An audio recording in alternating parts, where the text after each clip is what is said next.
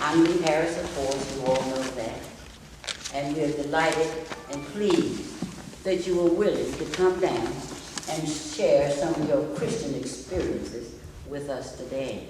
And Mr. Gates will be our moderator. In other words, he'll sort of keep us working and talking in general.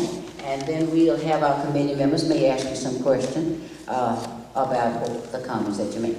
We call this sometimes a talk stage or a narrative stage, and we like the audience to ask questions too.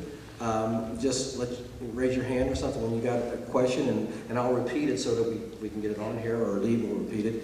And but what we want to do is let everybody get a chance to tell some stories about what it was like. So, probably my first knowledge of First Baptist was when I was a kid. I came from Bourbon County, and my brother used to sing in Glee Club, and he had been here back in the 20s, in the late 20s, and singing.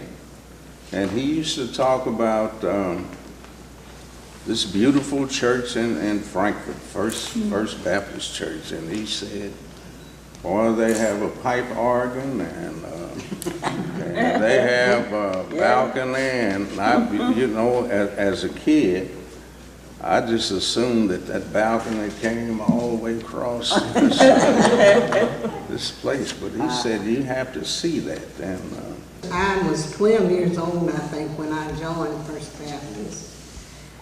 And I've been coming ever since. And what was your first memory of coming in here? Do you remember coming in? Well, I was a child, and like I say, Reverend Blue lived next door, and he had croquet. We played croquet games, you know.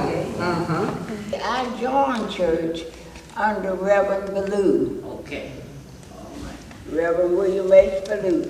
But I do remember, now I was a little bitty girl then, but Reverend Sylvie, Okay. he lived right on the corner from us, where I live now. Okay. I was a little girl, and I used to come to town to see play with my cousins, the Shannons. And one day we were on the way to church, and we stopped down to the bakery and got some cookies. And I had a mouthful of cookies, came on, and sat in the bag. And so then I eat the cookies, and Reverend Blue was a minister then. And he looked back and he says, "Martha, come up." And I came up with a mouthful of cookies. I was trying to swallow. He said, "No, don't swallow. You should wait till you get up here and finish chewing." And somehow or another, I don't know how, but my foster mother, Martha Blank, lived at Oak Grove. When I got back home, Mama said, "What's the reason you have to eat in church? Especially cookies when you have plenty here." And I said, "Because I want to." Oh, and Mama spanked me. My mother went to church at Pickford Hill. That's where they belong.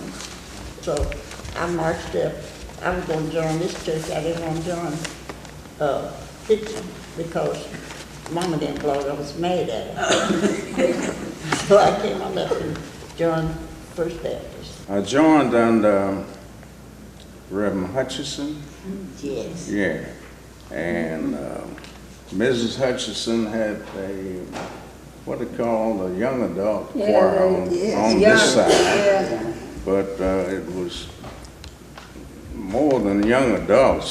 Some of the people were old, but they go. So she wanted me to join that choir, and my brother wanted me to join on that side. So I was probably the youngest up in there, but I joined the senior choir.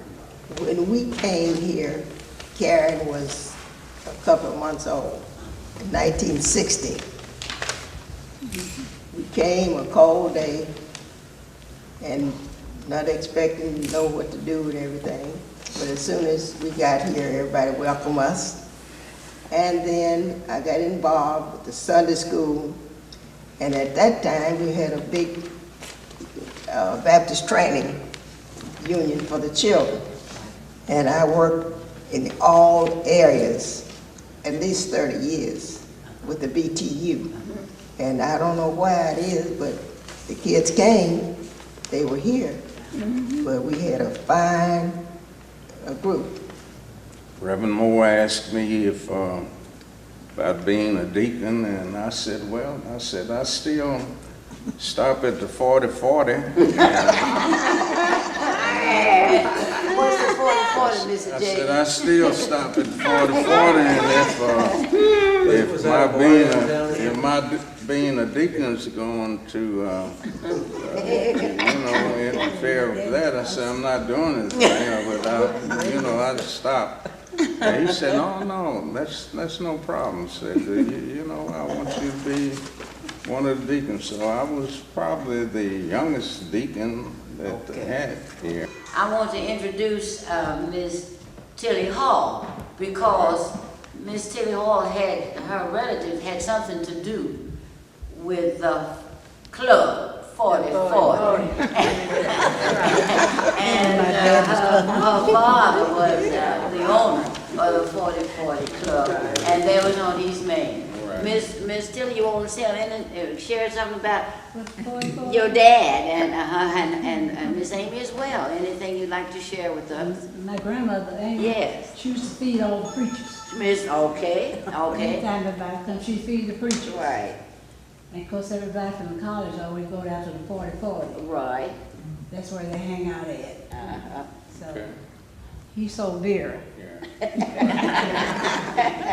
I was around 12 or 13 years old when I went to church, something like that. And I was playing keep marbles. And my granddaddy came from work, and went down to the cemetery, and he said, Jim, said they have a revival down at church tonight. I said, you get out of that team and get marbles and come on and go to church. Well, when I got down here, I was right over there. It was my buddy. And when he asked for the people to come up and join church, but I looked around and all my buddies were up here in line. And all in one, I was up in line with the rest of them. And here come my grandfather. He said, Jimmy, he said, have you been praying? I said, no, sir. He said, well, do you want to join the church? I said, well, I'm up here. He said, you better get back there to that seat. So he put me back there to that seat. And then a little while after that, before I joined church, but I eventually joined. Well, of course, I've been in this church all my life. I came to Sunday school here and all. And when I was 14, I joined church. I was baptized in this pool right here. And I think about it now when they say, well, they have to have the water a little warm. I said, well, the day I was baptized, it was cold. And I said, it was snow, it was in January. It was the snow and ice and everything was on the ground. And I'll never forget, my mother had bought me a little new dress. For the baptizing and everything. But as I say, when I joined, I was 14. I've been in this church all my life. Yes.